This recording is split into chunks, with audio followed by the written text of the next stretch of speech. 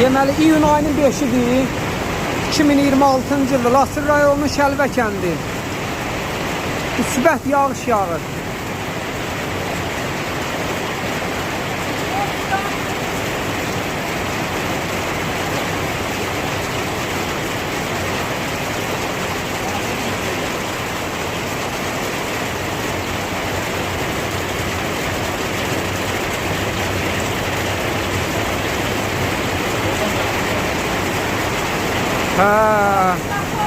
Arını bir həftə dağa gətirmişik, bir həftədə arının gözü yağışdan açılmır. Müsbət yağır.